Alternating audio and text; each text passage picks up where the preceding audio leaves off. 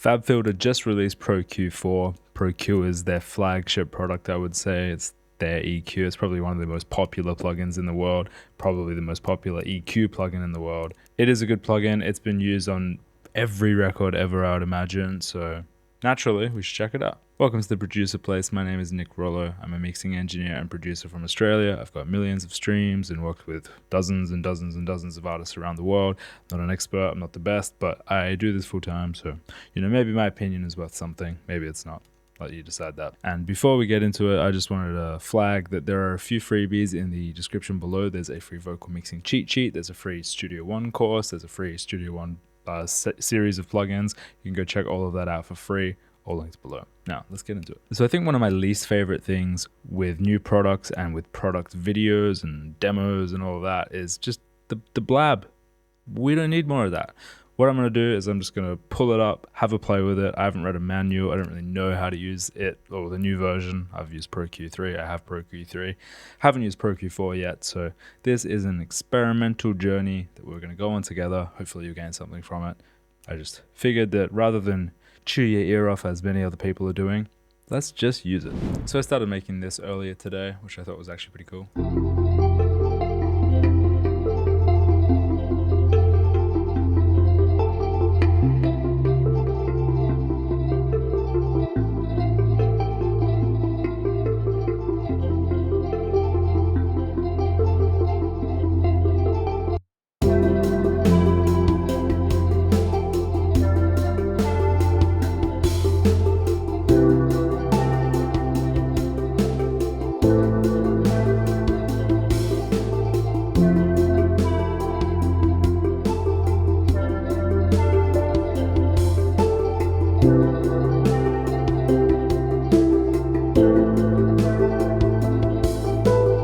It's quite undefined. It definitely needs a lot of work, but I think the vibe is there. I think once it's all done up, it'll sound great.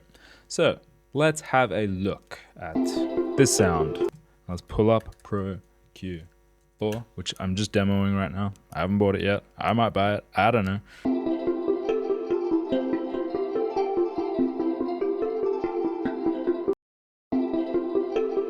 So the interface looks a bit smoother.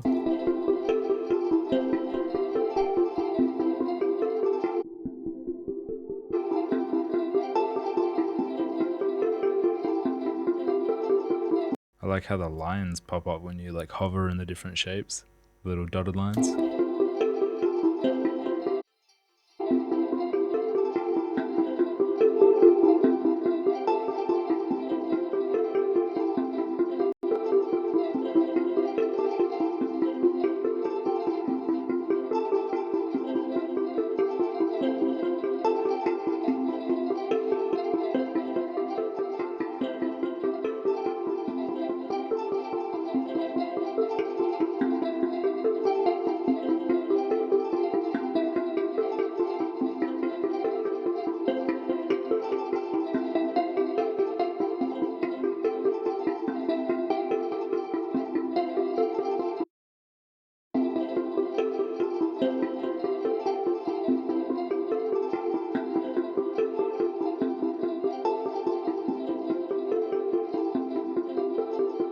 Definitely has that kind of soothe characteristic. It's apparently quite CPU intense when you're using the spectral.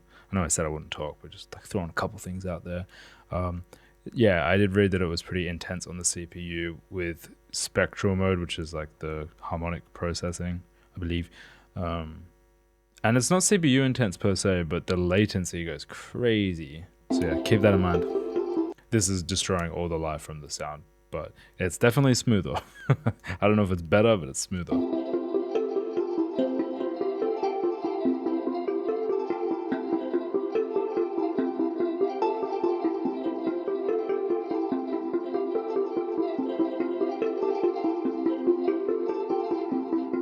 I like what it does when I do it on the low mids. Kind of cleans it up quite nicely.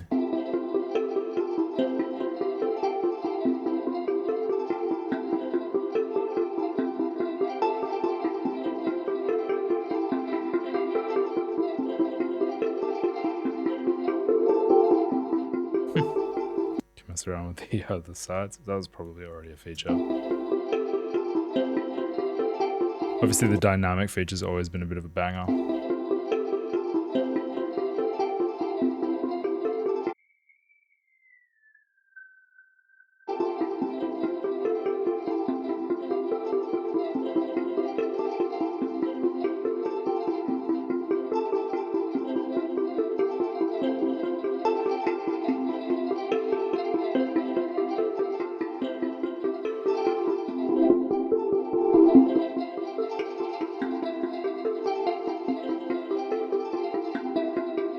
Soon for a polarity shift.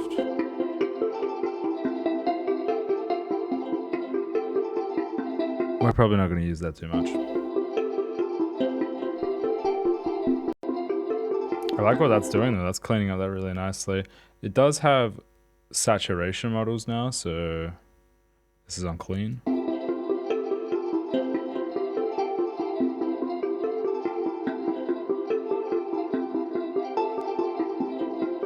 Oh yeah, that's cool.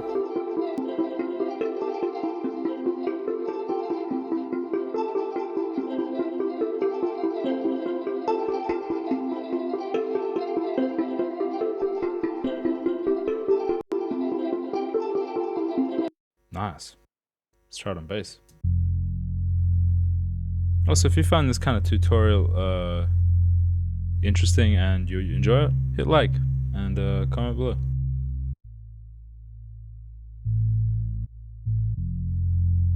I wonder how that spectral processing will handle bass, because that could be cool. They've also changed the UI with the knobs, which is kind of cool. Definitely a different vibe. So go like really broad.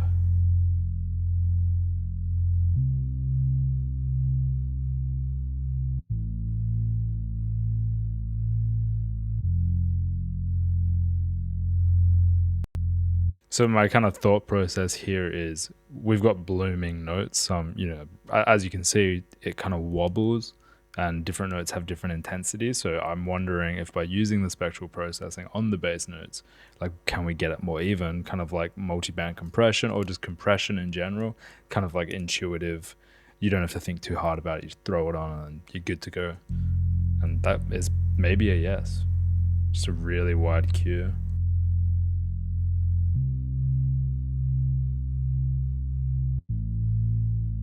And it's just going to hit the note that is like really going super loud.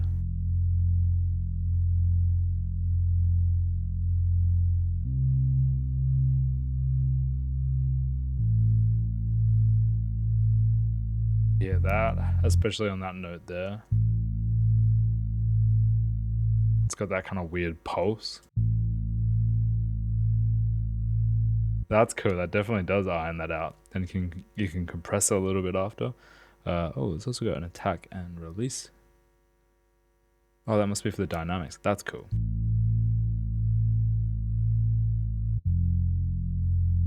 Oh, I love how that warm feels.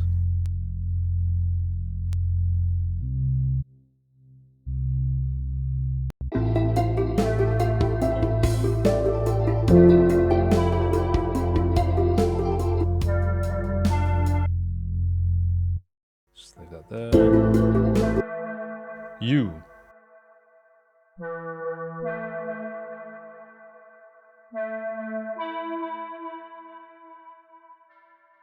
If you're new to Pro Q and FabFilter, one of the best features that it has, in my opinion, is the analytical tool, I guess. What's it called? An analyzer. So if I just play the audio and hover over it. Oh, unless they've changed it. Okay, so you have to click this little button by the looks of it. What that button is called, I'm not sure, but if you go to the analyzer and then when you hover over it,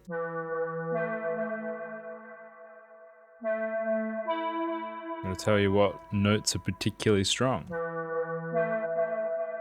It's a great tool, great for vocals if there's some resonant frequencies that are kind of bugging you but you're struggling a bit to actually like find them. It's amazing tool. And then you can kind of, the pro tip that I learned once was if you've got them all like this and say you found a few, if you highlight them Turn this off, make the cues super tight, set them to 0. Then you can do dynamic processing like this. So when they fire, it just kind of nukes them all. That's probably a bit intense. So just when they go over. Maybe we want a super fast attack. And play around with that.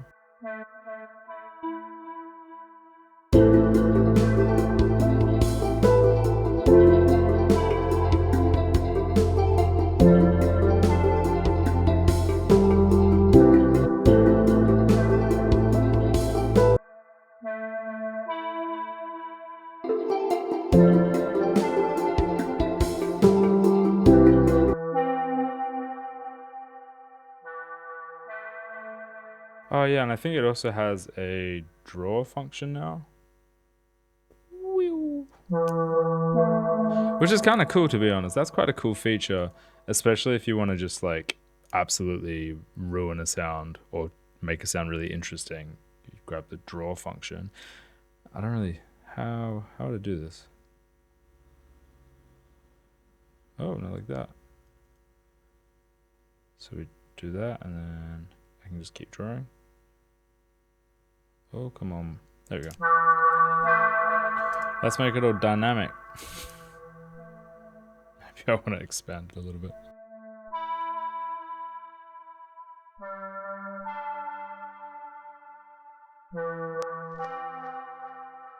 You know, would you use this?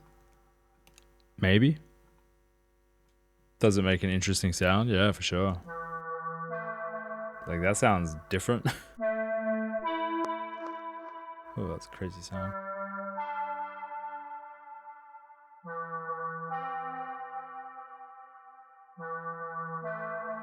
I don't mind it. I think that's kind of cool. It's a bit quieter suddenly. Try it on this piano.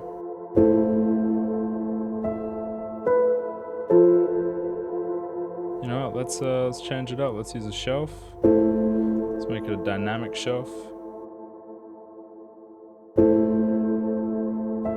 Try to control those lows quite a lot. Maybe the attack should be a bit slower.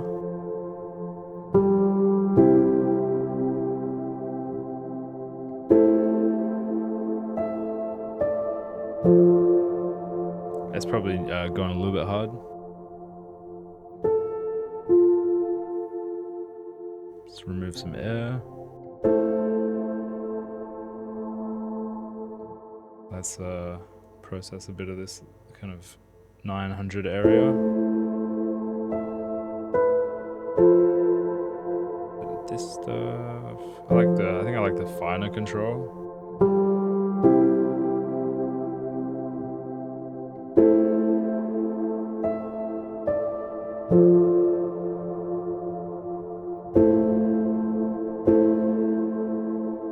This note here, so I'm just going to move the frequency up a little bit.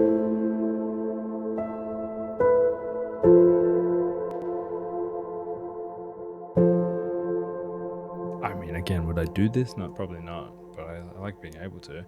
And yeah, this is a new feature as well that I had heard about. It's got, you can see all of the instances, which is really cool.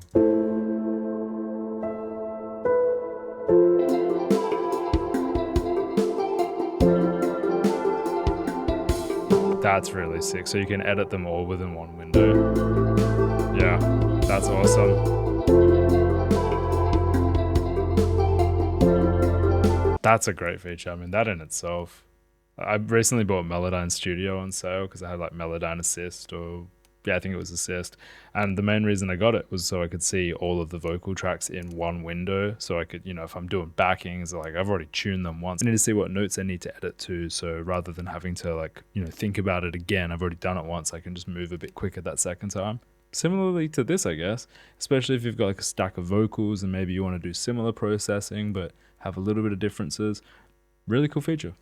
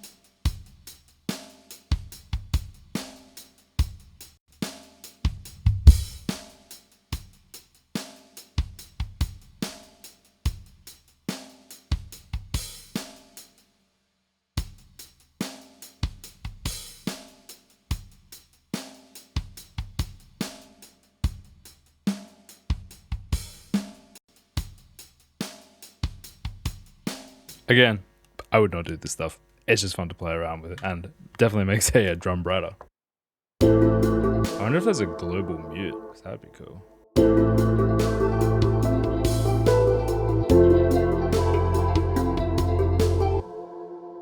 That is presumably a mute, right? Oh, you can search for them.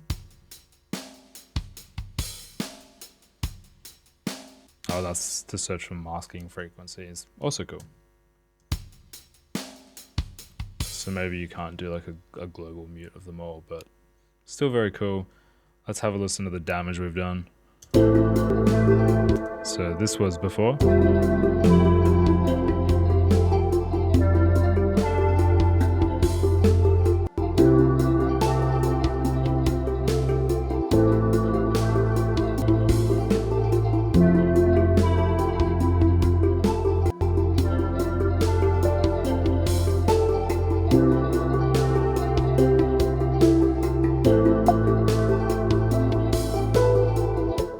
Clearly there's no other processing, so like, yeah, does it sound better? Unsure. It definitely sounds a little bit more controlled, which I guess is great.